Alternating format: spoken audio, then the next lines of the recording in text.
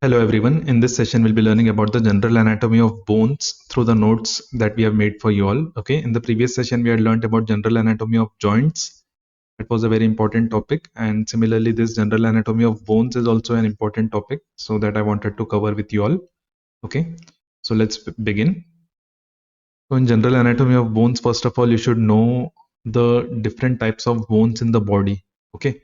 So bones in the body are divided in the form of regions. The bones in the midline, those are referred to as axial skeleton. The yellow colored shaded bones that we can see, those are the axial skeleton. And the green color shaded bones that we can see, those are the appendicular skeleton. Okay. So region wise, bones are divided into axial skeleton and appendicular skeleton. You are supposed to know the names of bones of different parts of the skeleton. So bones in the axial skeleton basically includes the skull, the vertebral column, then the ribs, the sternum. Okay. Vertebral column also includes this sacrum. Okay, all these are coming in the axial skeleton. And appendicular skeleton are the bones of the limb, the clavicle, the scapula, the humerus, radius ulna, the carpals, the metacarpals, and the phalanges. Okay. Similarly, in the lower limb bones, there is two hip bones, then femur, tibia, and fibula. Then there are tarsal bones and metatarsals and phalanges. Okay. So these are just group of bones that I've discussed, but individual names also you are supposed to remember.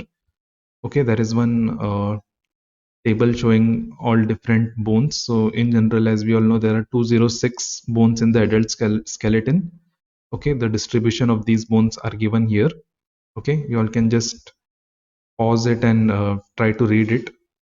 The distribution along with the regions is mentioned here. Bones of the axial skeleton are on one side, bones of the appendicular skeleton are on one side.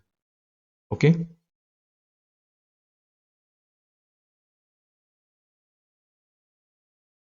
So this classification of bones is referred to as regional classification, which includes axial skeleton and appendicular skeleton. And there is one more important classification that is referred to as morphological classification of bones that we'll be learning now.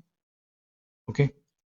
So morphological classification means depending upon the shape of the bones, the different bones have been named. Okay. The most common of which is this long bone. These are the long bones of the limbs that we can see. Okay, here we can see the bones of the limb, the humerus, radius ulna, similarly femur, tibia, fibula. Okay, all these are included in long bones. But in long bones also there is further subdivision, like there is a typical long bone, there is something called as miniature long bone, there is something called as modified long bone. Okay, the characteristic features of these are mentioned here. A typical long bone will have three parts: the elongated shaft, that is also referred to as diaphysis, and the ends are referred to as epiphyses. Okay, all typical long bones will have two ends, those are the epiphyses, and one shaft, that's the diaphysis. Okay, and during development it has got one primary center for ossification and two secondary centers. Okay, one primary center is for the shaft. The diaphysis will get formed by the primary center. Okay, this ossification, this topic is also covered later on in this video. Make sure you watch it till the end to understand what is ossification and what are these centers. Okay, then all long bones will have a medullary cavity which is filled with bone marrow. Okay, all long bones ossify in cartilage and they lie vertically in the body. Okay, and they are weight bearing bones. Okay, examples are mentioned here. Okay, almost all vertical bones of the limbs are typical long bones. Okay, then there is a heading called as miniature long bone. What does this mean? These are like short versions of a long bone. Okay, these are shorter in length and it has got one primary center and one secondary center of ossification. Okay, what are the examples? The metacarpals, metatarsals, phalanges. Okay, so present in the upper limb as well as in the lower limb. Okay, in the lower limb the metatarsals are there. Okay, phalanges are present in both upper limb and lower limb. Okay, so these are shorter in length, and this is a very important difference that you need to remember: one primary center and one secondary center. Okay, then modified long bone. What is a modified long bone? There is only one example in the body, that's the clavicle. Okay, it is the only long bone which is placed horizontally in the body. Okay, and developmentally also there is a difference. It has got two primary center of ossification and one secondary center of ossification. Okay, and medullary cavity is absent. In the typical long bone, we said that it has a medullary cavity, right? And this ossifies mostly in membrane. Okay, this was ossifying in cartilage. Okay, then other types of bones are short bones. Okay, short bones, these are small in size, cuboidal in shape, and usually they have six surfaces. Okay, the carpal bones, tarsal bones are included here. Okay, there are multiple carpal bones, eight carpal bones in the upper limb, seven tarsal bones in the lower limb. Those are included in short bones. Okay, then next heading is flat bone. What is a flat bone? The shape of the bone is flat. These are shallow plate-like bones. They form boundaries of certain body cavities, for example, cranium, thoracic cavity. Okay, so the bones of the skull, the frontal bone, the parietal bone, the occipital bone, these are flat bones. Okay, and also the bones of the thorax, the sternum, the ribs, as well as the scapula, which is behind. Okay, all these are included in flat bones. Okay, shape is flat, so that is a flat bone. Then irregular bone means the shape is highly irregular. Examples are hip bone, vertebra, sacrum, sphenoid, ethmoid. Okay, sphenoid, ethmoid are also in the skull. So these are bones in the base of the skull. Okay, bones which are forming the cranial vault, though those were the flat bones. Okay, and bones at the base of the skull, those are irregular bones. Okay, the next heading is pneumatic bone. Pneumatic bone means it contains air cavities inside. Okay, and these bones form the paranasal air sinuses. These are surrounding the nose. Some bones are having air cavities. Okay, they make the skull lighter. They add resonance to the voice. Okay, examples are maxilla, frontal, sphenoid, ethmoid. Okay, then next heading is sesamoid bone. What is a sesamoid bone? These bones are not present at birth. They develop after birth. So that's mentioned ossify after birth. And where are they present? They are present in the tendons of the muscle. Okay. For example, the quadriceps femoris muscle, you know here. Okay. Quadriceps femoris, it goes up to the tibia. Okay. And it crosses the knee joint. And to prevent friction at the level of knee joint, a bone develops in this region. That's the patella. Okay. So patella is an example of a sesamoid bone. Okay. So they develop in the tendon of a muscle. They don't have periosteum. Usually the typical bones will have a periosteum which is covering the outer surface, but the sesamoid bone, they doesn't have. They lack Haversian system. Okay, in histology of bone, you'll be learning there is a separate system of structure which is there in the compact bone that is not there here in the sesamoid bone. Okay, functions of sesamoid bone are mentioned. They act as pulleys for muscle contraction. They alter the direction of the pull of the muscle. They minimize the friction of the tendon against the bone. Okay, the sesamoid bone as a separate short note is very frequently asked. You need to write about its characteristics, its functions, its examples. Okay, all these are mentioned in these notes. Okay, so these are quite concise notes in which in the one table we have covered all different types of bones with the characteristic features and examples. Make sure you access these notes from the link which is given in the description box below. Okay, now let's move further. Here again, different types of bones with the examples are shown here. Morphological classification of bone: long bone, flat bone, irregular bone, pneumatic, sesamoid, short bones, miniature long bones. Okay, and this image shows the location of the pneumatic bones, exact locations. The maxillary air sinus. Basically, the maxilla bone is having a cavity inside called as maxillary air sinus. Similarly, other bones are having air sinuses: frontal, ethmoidal, sphenoidal. Okay. Then in general anatomy of bone, these are two other important topics in which short notes are frequently asked.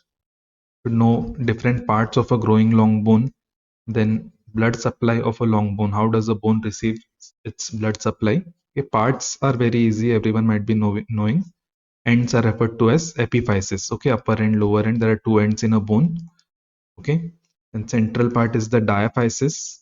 Okay, and the ends of the diaphysis itself has also got one end that is referred to as metaphysis. Okay, and between metaphysis and epiphysis we can see a blue color shaded area, that's the cartilage. Okay, hyaline cartilage is there. Okay, and this is also referred to as a primary cartilaginous joint. Okay, during developing bone there is a joint which is present here called as primary cartilaginous joint, the epiphyseal growth plate cartilage. Okay, then description of these parts are mentioned here. Ends of the long bone that ossify from secondary centers are epiphyses. The growth plate is a plate of hyaline cartilage. Proliferation of the cells here are responsible for the growth in length of the bone. Okay, then metaphysis is the end of the diaphysis. Okay, it is the most active growing area because it receives a lot of blood supply that we'll be learning in this next topic, blood supply of a long bone. Okay, diaphysis is the central part, the elongated shaft. Okay, the diaphysis is the part which develops from the primary ossification center. Okay, so the primary ossification center will form the diaphysis. Okay, and secondary ossification centers they form the epiphysis. Okay, then look at the blood supply of the long bone, how a long bone is receiving the blood supply. Ends are referred to as epiphyses, so there are arteries with that name called as epiphyseal arteries. Okay, metaphysis is also a part of the bone, so there are arteries called as metaphyseal arteries. Okay, then this artery is very important, nutrient artery. Okay, the most important artery amongst all the arteries. Okay, all long bones will have one opening in the shaft that is referred to as nutrient foramen. Okay, there is a foramen called as nutrient foramen through which the artery enters inside, and then so that is shown here. Okay, and then it divides into an superior branch and an inferior branch. Okay, what referred to as ascending and the descending branches.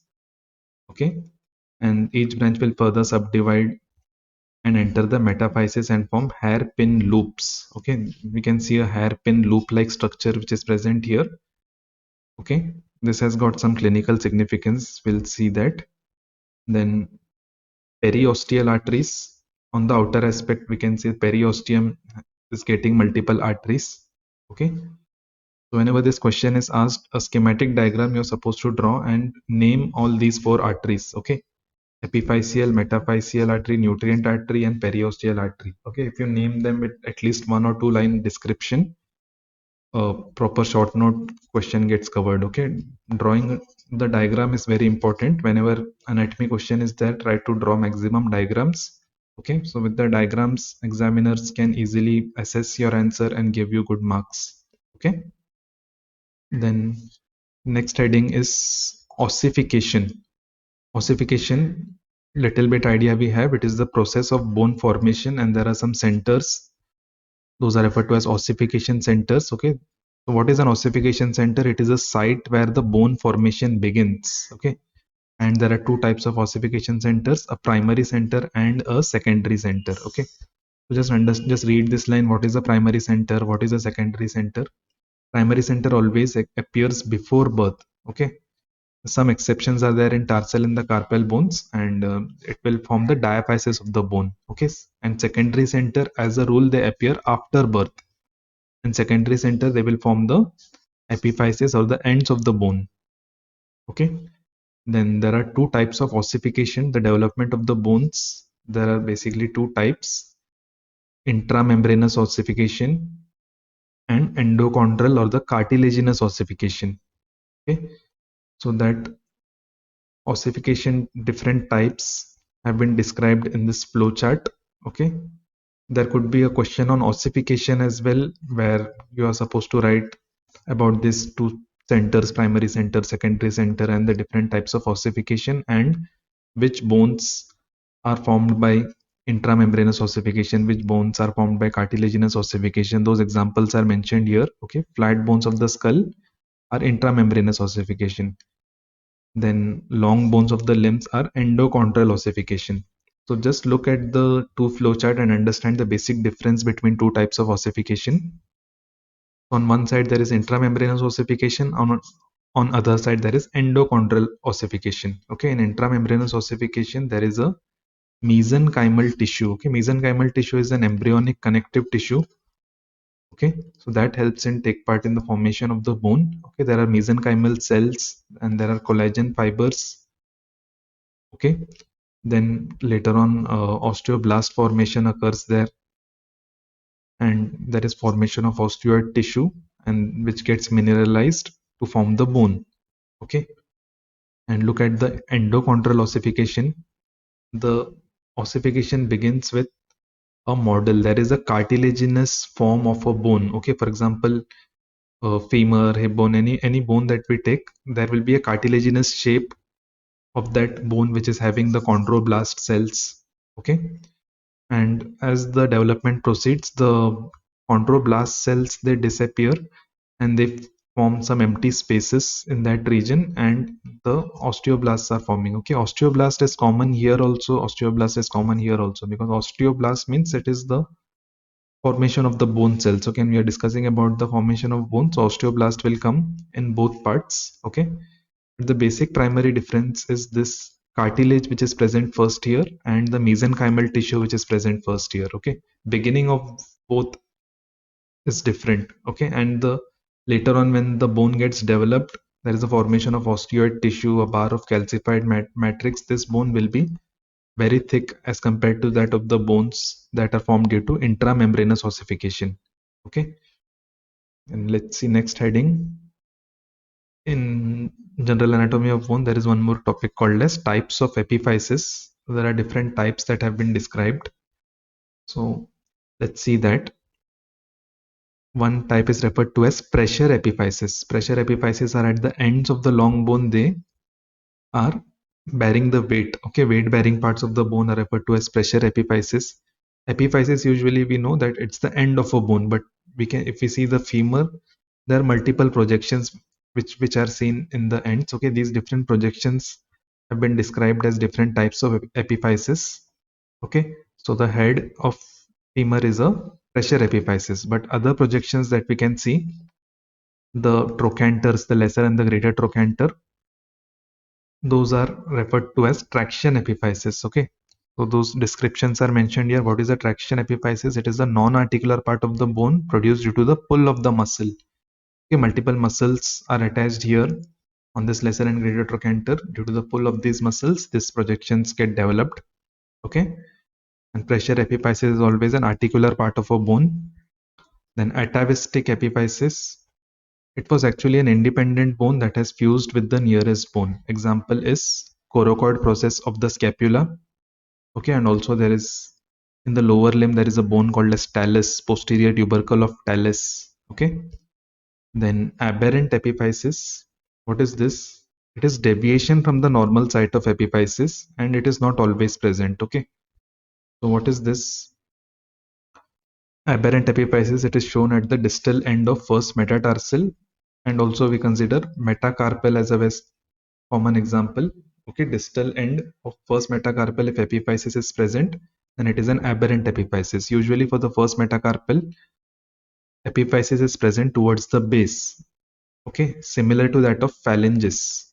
Okay, you remember the miniature long bones I told you, it has got one primary center and one secondary center. Okay, usually for the secondary center in the first metacarpal should be at the base, but if it is not present here and it is present at the head, then it will be referred to as aberrant epiphysis. Okay, understood this?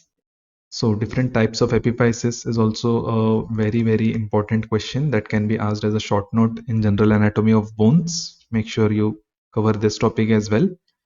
Okay, now let's come to the last part of our session. So that's the applied anatomy of bones. Okay, so related applied anatomy you're supposed to write whenever you're writing the answer. For example, if you're writing ossification, you can write about this law of ossification. What is this? The center of ossification which appears first will fuse last. Okay, exception is the lower end of the fibula. Okay, there is only one exception, and there is something called as nutrient foramen, direction of the nutrient foramen. Okay, the growing end of the bone is always located opposite to the direction of nutrient foramen. What is growing end of a bone? The center which appears first and fuses last. That means the epiphyseal plate of cartilage will be persistent for a long time here. This part of the bone will be referred to as growing end of the bone. Okay, and the nutrient foramen for this bone will be directed downwards. Okay, nutrient foramen is directed away from the growing end. Okay, and to remember the direction of nutrient foramen, there is a dictum that says, to the elbow I go and to the knee I flee.